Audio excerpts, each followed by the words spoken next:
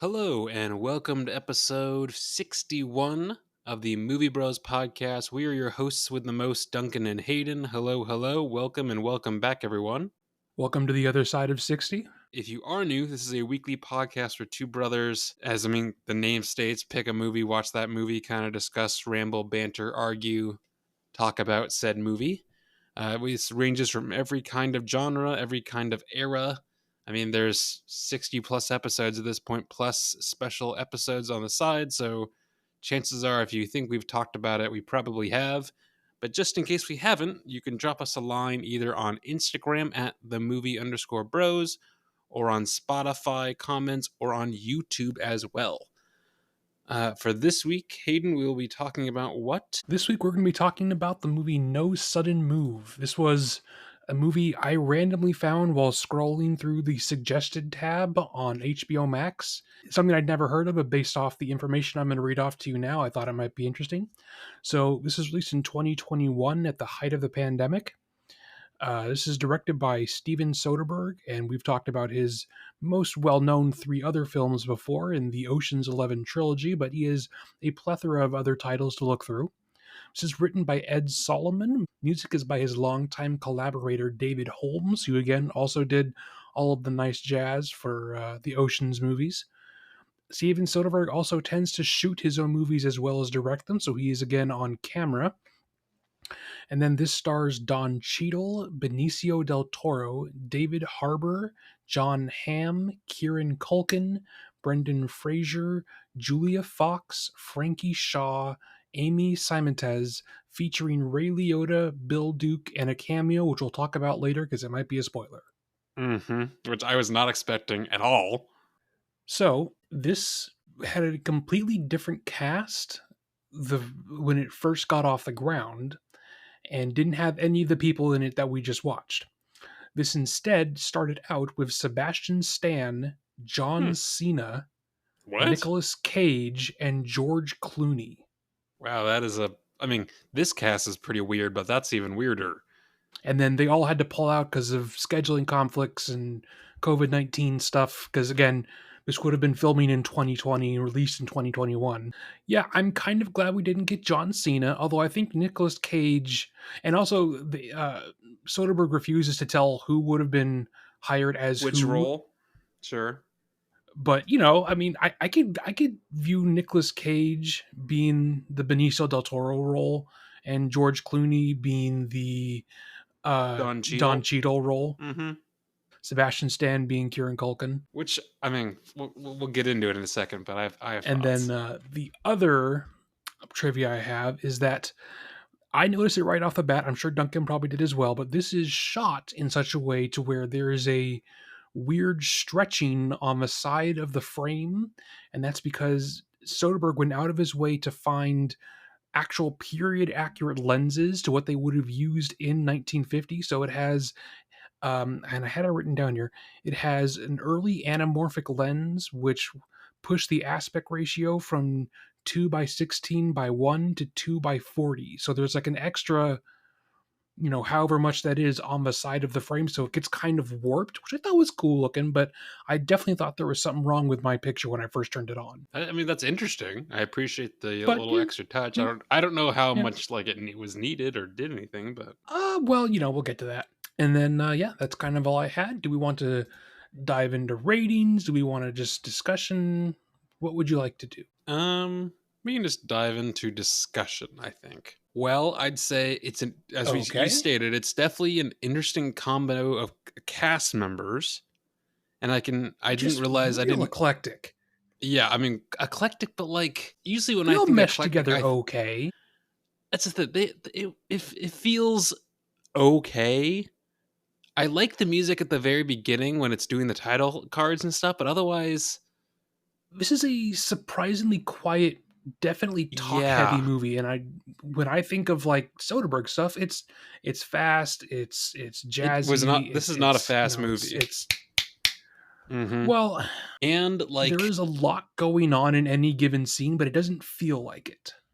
Exactly. So there's, and I didn't feel this was so. his other movies, like there's a little bit of like intrinsic comedy, even if it's still a serious scene. Yeah, I And I this thought just this would be didn't. funnier. I think I wrote this down in my notes somewhere, but like there was like the trailer made this feel so much lighthearted, like Mm-hmm. almost spoofy, like heist stuff. And it just, Yes. there was there's a couple moments where I was like, oh, this is funny. Like, I'm punching you. This is going to be a punch. Well, yeah, because that's the one they use in the trailer. Yes. And other than that, like, it's not a comedy at all. Not really. I so Like, I should say, like, I I didn't hate think this, but I thought it, I didn't love it. I liked it. I didn't, I enjoyed the story. I feel like the story was kind of overwritten for what was I was actually thinking that happening. too, actually. Like it was confusing, but not because it was a complex like scheme. It just wasn't conveyed very well. Mm-hmm. No, I thought very, like, I'm sure I think I've written that down somewhere because I was like, this is someone like Because take a step back. because until said cameo at the end, I didn't really know what was going on. Right? Yeah, I mean, there was they there's a lot of points where they hinted at a lot of things, but they never it was I never mean, you could really piece together clear. like a third of what was going Uh-huh. on, but it really did help to have that character spell it out. Exactly. Which and that like, only happened in the last, I don't know, maybe like 20 minutes or so. Pretty much, because then, so something that I do like about the plot is that it is consistently evolving and changing who the main character is. Yes, when you think you're really watching a Benicio del Toro movie, then it's actually a Don Cheadle movie.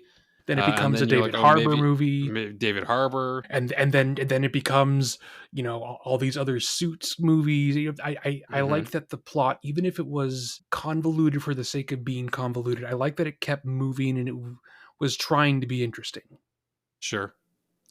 And I know it's a lot of it is makeup, but like the difference between Benicio del Toro and this to Phoenician Scheme, he Oh, he looks like looks he's terrible in aged. this. He looks no, no. I'm saying he's aged so much more by the time he's gone to Phoenician Scheme. And I know that is makeup, but like, Well, I mean, actually, it's been 4 years, so it's not like he hasn't aged. no, no. That's what I'm saying. Like, I get part of that is he's aged, and part of that is makeup in Phoenician Scheme after he survived those plane crashes. Which, if you're curious, folks, that was what was that last Last episode? episode, No, no, one because before. last episode was the accidental double feature. Which fantastic. Yeah, so 2 episodes ago today. So uh, I don't know. I think he like it was a big jump because there's several scenes in this that again where it almost could have been funny. It almost made me think of him in Usual Suspects, where he's like 18 years old or something like that. Yep, yep.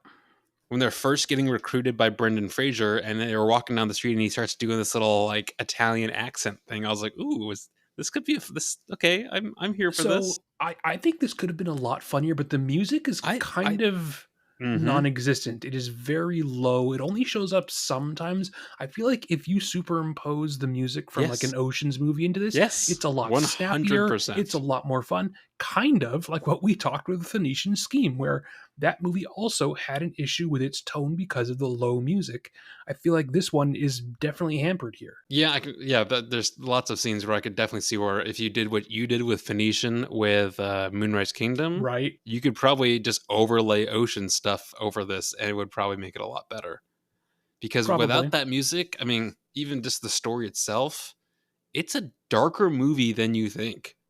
I was surprised by that. I mean, granted, it I knew it was like a mob movie, so I assumed someone was going to die, but like I wasn't expecting someone who I assumed was going to be a main cast member the whole time just to get shot in the temple within like the Well, yeah, first and like 30 pretty minutes. quickly. Yeah, Yes. it does make me want to rewatch A Real Pain because Culkin is fantastic. Oh, he is in that, but that's a good movie, but that is such a downer slog. I don't know if I really want to rewatch it. And if you're curious, folks, we did that. I don't. This maybe this is gonna be Like the episode of callbacks, but I think that was like 30, episode like 36 or something like that. I don't know. yeah. But so what's some things that you liked? I know we can probably, point out more flaws. What's some stuff that you Sure. liked? I mean, I like the cast. I like that it's. I mean, they're like A actors, but like not like the I don't know. It's just it's a weird combination, but not so weird that it's like throwing you off. I don't know how to explain it. Like it still made sense There's that like they were in a movie together. Like it's not so so far away from each other. They're like, oh, they don't like this doesn't they don't belong. Like you could see like a David Harbour talking to a John Hamm, and it's still like it doesn't look weird. Also, have you seen Confess Fletch with John Hamm? no. Very fun. It was this tiny little random like side quest indie movie he Like John made. Hamm, I wish he'd do more I like him a stuff. lot actually. Um, no, but you should check it out. So it's based off I think it was a TV series from like the '60s called. It was like Fletcher. Basically, he was like a private investigator, and it was Wasn't this sort of also a movie with the dad from Vacation? Chevy Chase. Yeah, didn't he have a movie called Fletch? Maybe it might be, but yeah. So this is just maybe a newer version, but uh, it's like 90 minutes. It's short and sweet. It's actually very, very fun. I Okay. would highly recommend that if you have, because again, yeah, John Hamm's great in that. So I figured out how I wanted to phrase this. Hmm. There is a theme in this movie, especially when it first starts, that these are not friends. They don't know each other. They all come from different backgrounds and get thrown into the situation that they're in. And so I like that the actors all look real different. I mean, Benicio del Toro, Don Cheadle, even Kieran Culkin and Brendan Fraser. Like none of them, none of them have the Chris Pratt, Chris Pine, Chris Evans problem. Sure, yeah, it's not the I like Brad that Pitt and George it's Clooney vibe. yes, exactly. I like that this is actually like no one's hired for their face, I guess. Sure, no, that makes sense. The I thought there was going the I could definitely just think the kitchen scene where they first come in with Culkin when he's still alive. Well, Like okay, all well of we that. have to talk about that now Okay, yes. Oh, yeah. So, FYI, folks, again, this came out several years ago. We're fine with spoilers, and we'll get to the bigger spoiler, I think, in a couple minutes. But, uh, yeah, Kieran Culkin gets shot in the forehead by his other robber friends, even though they don't know each other. It's complicated. Either way, yeah, I could definitely just feel like there should have been music. There should have been it did feel something. weirdly quiet a lot A lot. Like no, when basically anytime there was like a tense scene, it was basically just quiet. There isn't really anything going on. because like the normal like Soderbergh back and forth dialogue was there sometimes, but Sometimes. I think overall us knowing it was a Soderbergh movie gave us probably the wrong expectations because I definitely went in thinking I was going to get Oceans. Sure. And I honestly also completely forgot that this was like right in the middle of the pandemic. So I'm sure that probably put limitations on a lot of things too. So that's kind of why I think this movie we had never heard of it because it probably went straight to HBO Max Because I was thinking, and because I was had looking at the cast, I was okay. This cast and this director, how have I like? Why was like this not a bigger thing? and that's kind of what our reaction was when we found it scrolling. It's like, how had neither one of us heard of it? Oh, that's how it was released when no one was going to the theaters. That so it probably didn't get pub, any publicity. That's not a word. Any publicity, any advertising. If they probably just dumped it on streaming. Yeah, I mean that's especially I feel like that was like right at the height of all like the streaming wars where everything was just mostly going to streaming. Yeah. Well, I mean that's still happening, unfortunately. Yeah, I feel like people are realizing that we're basically just back I to cable at this point. But we essentially are, yes. I love the cars in this. I mean, it's kind of a given, but early 50s cars, they're all really nice and shiny. Just, oh, it's so nice looking. And also, I liked everyone's outfits. well, I And I mean, like that you can period see piece. Benicio del Yeah, Toro look. Well, no, I like that they, because if I have to go back to nitpicking here, we don't really know a whole lot about any of these characters. So I don't know if I connected with any of them. But I like that their true. outfits do a little bit of the legwork there to try and tell us who these people are without us really knowing. Because Don Cheadle is definitely wearing clothes that don't fit him. He's wearing workman's stuff. He's wearing, baggy things. And then Benicio del Toro starts out. He's got this nice silver tie. He's got a pinstripe suit. As the movie progresses, though, he looks continually more disheveled until the very end, which I liked as well. And then Kieran Culkin just looked like a sweaty little rat, so that also works. I'm here. Should we get to the bigger I don't know, spoiler? Mhm. So the big spoiler. No, no, that's I'd say we just go for it. So the big spoiler we've been kind of dancing around, and one that we were totally caught off guard because it's not in any of the of like the credits at all. And even when you look this up on IMDb, he goes uncredited.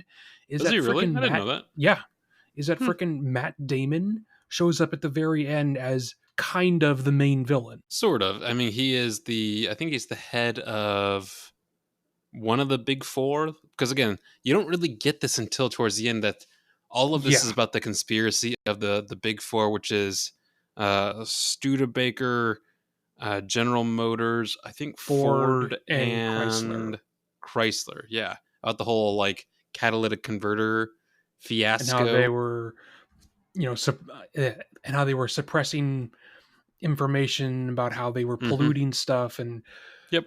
so the Which MacGuffin that they're trying to barter with and get money for and things like that the document, yeah. is evidential paperwork that would prove it was happening. Also, Either way, so I like, liked Matt Damon's suit in that too. I think he looked sharp.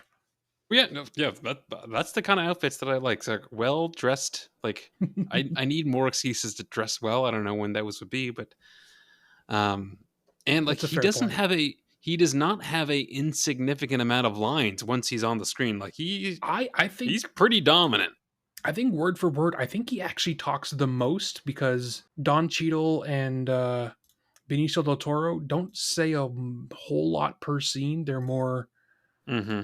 you know, it's a lot of show don't tell in this when you do actually need some tell.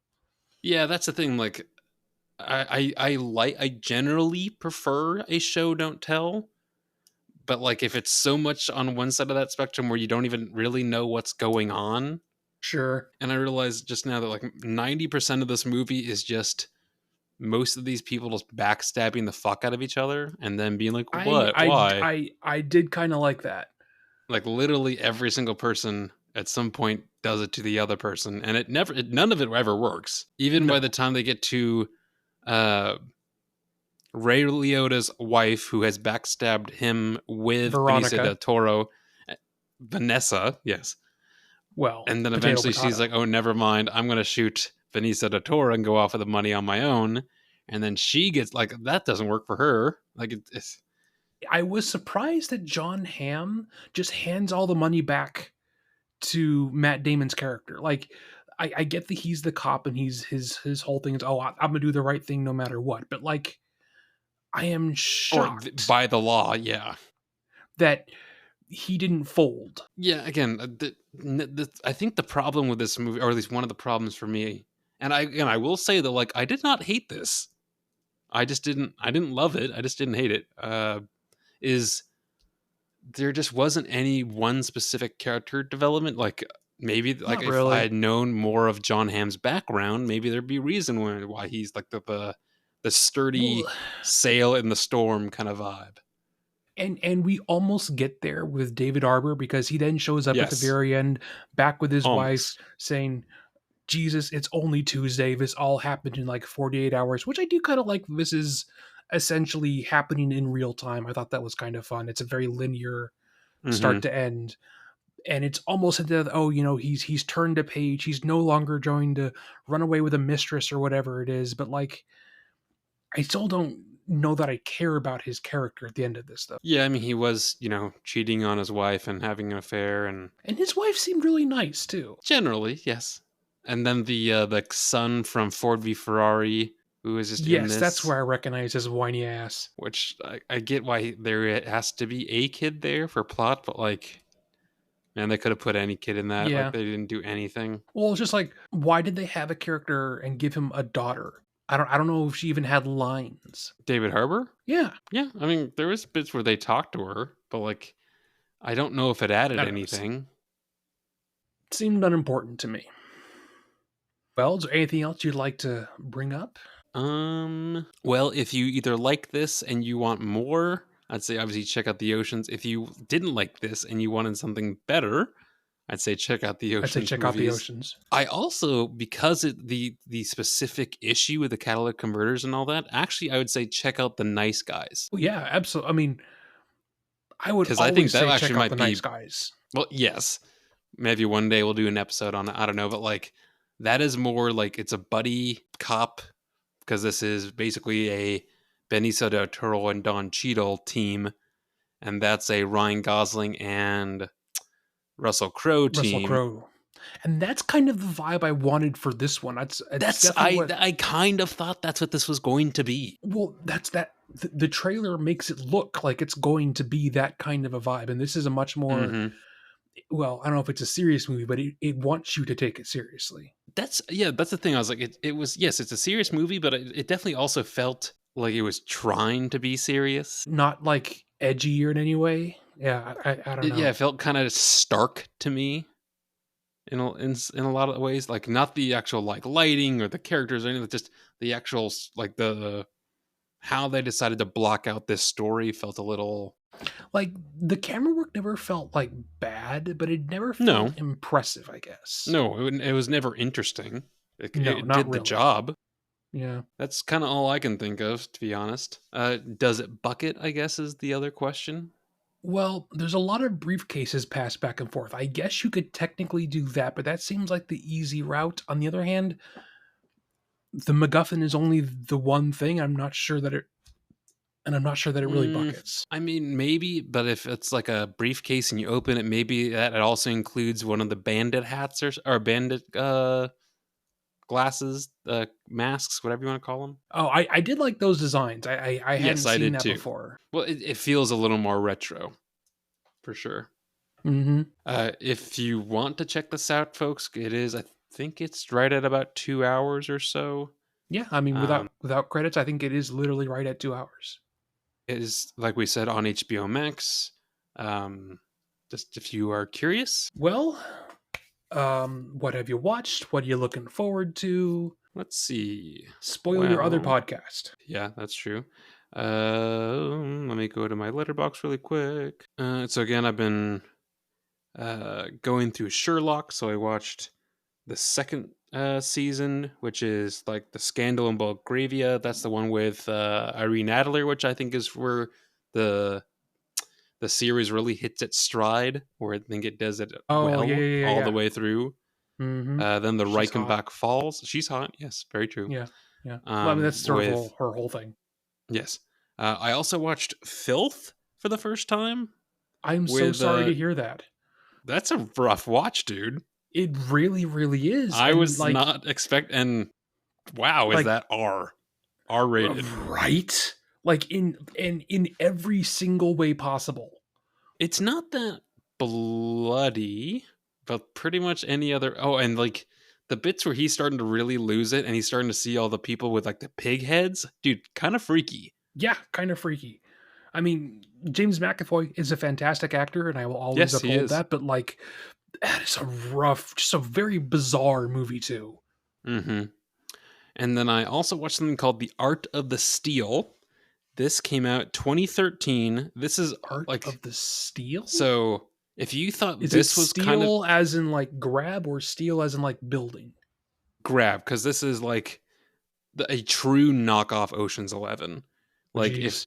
but the cast is kind of weird. Like it's a so Kurt Russell, Matt Dillon, you'd probably recognize him. Jay Bruchel, Kenneth Welsh, you'd recognize him. Chris Diamantopoulos, Don't know the name. Terrence Stamp, Right. uh, Who just passed away, actually. yes, Jason Jones, who you'd recognize him as he does a lot of TV stuff. If you saw him, you probably either way. Like it's this big ensemble. They're gonna steal some stuff. Like, again, it literally feels like they're trying to make Ocean's 11 on a much tighter budget. Yeah, not great. I'll be honest. Um, yeah, that's kind of all I've watched. Looking forward on what is today? Thursday. On Thursday. Sunday, I'm going to go to a drive-in theater up on Whidbey Island with my lady friend, and they're doing a triple feature. Of what? Some of it I'm interested in, some of it I'm not. So the first one is The Bad Guys 2, because I think they're starting with the kids one. That way it's early enough for the kids to watch it. I But actually kind of enjoy the first one. You'll have to tell me how the second one is. I mean, it is definitely a kids movie, but I really like the style of animation. It's very cool.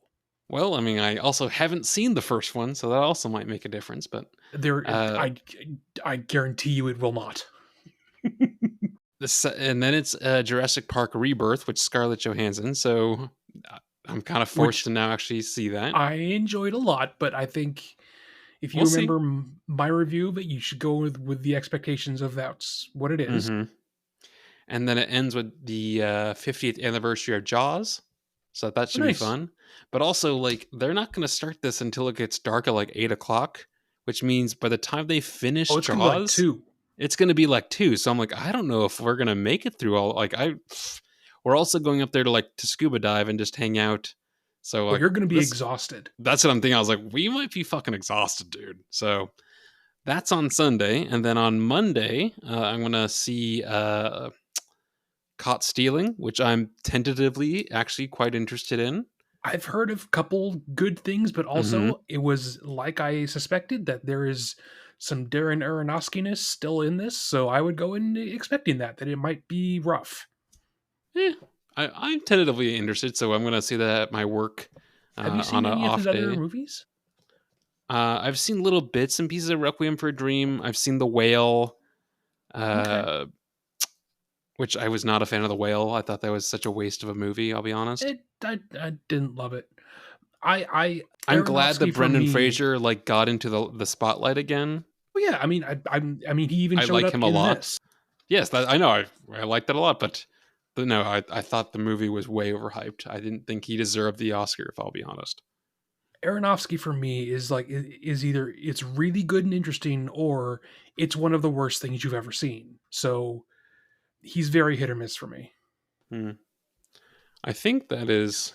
Oh, Requiem for a Dream is incredible, and also I will never watch it again. It's just yeah, so that's it's pretty such a horrible time. pretty much everyone I know who has seen it. They're like, yeah, one is enough. I will never watch that again. I'm like, cool, thanks. That sounds like a great thing Yeah. to turn on. Well, I mean, again, It is. it's amazingly well done, but also it's such a uncomfortable experience because it's amazingly well done. Sure, sure. What I'm also looking forward to again. This might be my new F1 thing where I talk about it every week for the No. next two years. Oh, But Odyssey? no, because that's next year. Oh, But what's 2 years out? they've released the opening little credit thing and like the release date, but they also have posted stills that Star Wars, the new Oh, one with Starfighter. Ryan Starfighter. I like Star Wars a lot. I've been Hmm. going back through Andor, and I like Ryan Gosling, and I like most of that cast, and I think the director could make a fun movie, Yeah, which I like that maybe. director. I don't know about like I love his movies, but like I think he's made some very fun action science fiction. So See, that's what I think. I was like, I think this will. I hope this will just be like a fun Star Wars movie, which sometimes that might just be what people want and need. I hope it carries forward the tone not of Andor but of Skeleton Crew. Yeah, because like I love Andor, but like if everything is Andor, that's Yeah, yeah. No. yeah. I get it. What I think that's all the things that I can think of that I've seen little bits and pieces of that's coming in the future at some point. Is there anything else you can think of, either that you've watched or going to watch or stuff Yes, like that? I was waiting my turn. Yes. So I rewatched 2 movies this week in preparation for one that's coming out. I rewatched uh, Conjuring Oh, geez. 3, Devil Made Me Do It, which is still great. Don't you Okay. sigh at me. You All haven't right. watched it. You don't know the quality. Okay. I you don't know the quality. It's good. And then I watched Annabelle Creation, Uh huh. which I also think is good because it has, despite the name, actually very little to do with Annabelle. It's like that stupid doll shows up at like the final 10 minutes of the movie. The rest of it is just a really well made ghost story. So I think that's a lot of fun. And then I'm looking forward, obviously, to the final Conjuring movie, Last Rites. I already bought my ticket for it. I'm super excited. And I'm also super excited because we're gearing up for October, which means we're getting all the weird, creepy movies that I love. So There's a new Conjuring movie. There's going to be a new not Resident Evil. There's going to be a new Silent Hill movie, and then there was a Emma Stone trailer that came out. Have you seen it with Jesse Plemons? Yeah, I don't. I shared it on our story. I think actually this one looks interesting to me, and I don't really like Yorgo Lanthimos That's all the that thing. I much. was like, I don't really like his stuff. I'll be honest. I really want to because on paper, lots of his movies sound interesting, and I think this one, based on trailer, sounds interesting. But again, I'm gonna have to wait to find out where the weirdness comes in. I'll be honest. Poor Things really like pushed I me away. refuse to watch that on principle. Yeah, I mean, it's one of those. I'm glad I watched it, so at least I understand it. That way, I'm not just like judging it from the cover or whatever and what I hear. But like, Was yeah, it one of those cases where you shouldn't judge a book like the cover, in which case the cover is an exact description of what the book is like? well, it's such a weird combination of like the sets were amazing, the costuming was amazing, uh, but like what the fuck? What? Such uh, yeah, it had yeah. I I still don't even know. I still don't have like thoughts about it and it's been Fair. like 2 fucking years. Um, the Long Walk comes out later in September as well, which I That think could be looks good. fun. I think it's I going to think be good. as long as it stays like self-contained, because I think the concept it's working with is interesting, but if you try to expand it too far, you'll lose the simple hook that you already have. So Sure. And I like Mark Hamill doing things and yeah, Mark the Hamill's is great as a villain. yes, the lead in it is the lead from Licorice Pizza, and the only things I've seen him in, I've actually liked him a lot. So I Cool, don't know. cool. Yeah, I'm tentatively interested.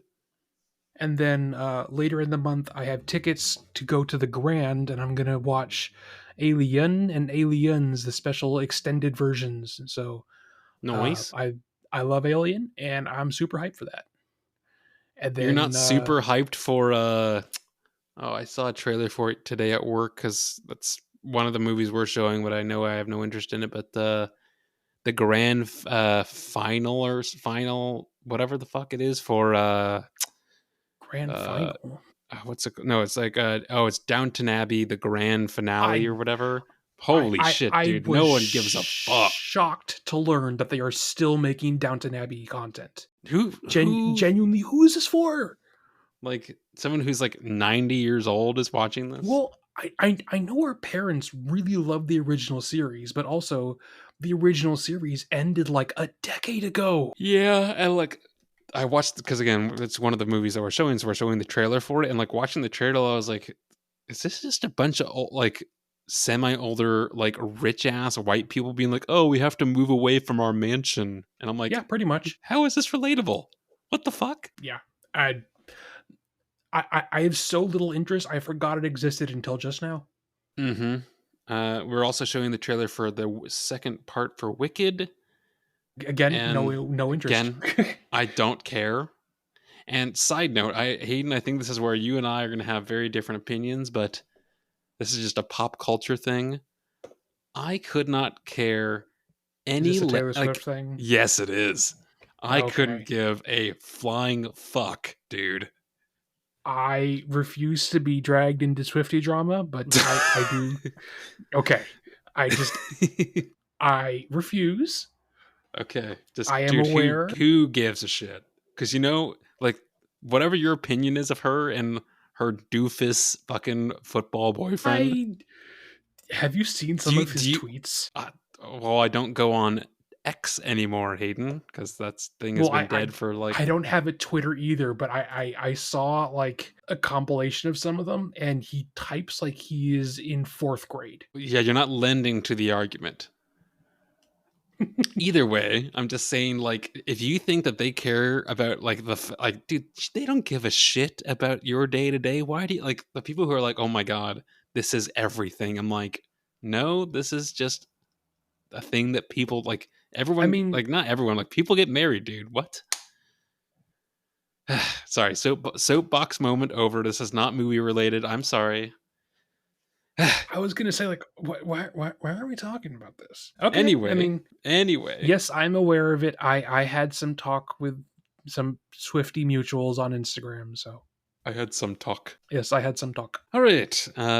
So that was so far we've done fast film facts. We've talked about this movie. We've recommended things that you should watch or should not watch based off that movie. We've talked about what we have been watching, what we are going to be watching, what we're looking forward to. And before we sign off on episode 61 of the Movie Bros podcast, folks, the last thing is we want to talk about what we're watching next week so you can follow along. Hayden, what's on the docket? I know you already told me, and I genuinely forgot because I started thinking about the movie. So to refresh all of your memories, including Hayden, uh, and this is a movie that I have not seen. Hayden has seen it. This is Oh, Princess yes. Mononoke. And some context, folks. Hayden did say, "Oh, let's watch a Miyazaki," and we watched what was the fucking dragon thing? I, d- I don't remember what it's Tales from called. Earthsea, Yes, we which was watched Tales from fucking Earthsea, garbage. and it was awful. It was terrible, but also it was so that's not a Miyazaki movie. That's produced by the animation studio Studio Ghibli. Miyazaki didn't have any hand in it. Miyazaki Mm, has had a hand in the other ones essentially. So we're okay. on to the good stuff. In context, I've seen now Spirited Away. Yeah, Spirited Away. Um, I get it. It's not I'll be really my honest, thing. I don't love Spirited Away. I think it is kind of plotless. Yeah, I Um kind of felt that too. I was like, okay, so it's just. I mean, maybe and we'll talk about it's this next like week, but yes. it's more of a way to show off the animation. I think the story itself is a little boring. The rest of them don't have that issue. Okay. Well, if you want to follow along, folks, Princess Mononoke is also on HBO Max, so check that out after you've checked out No Sudden Move. And yeah, well, we will talk to you about all that fun stuff next week. Thanks for listening. We'll catch you next time.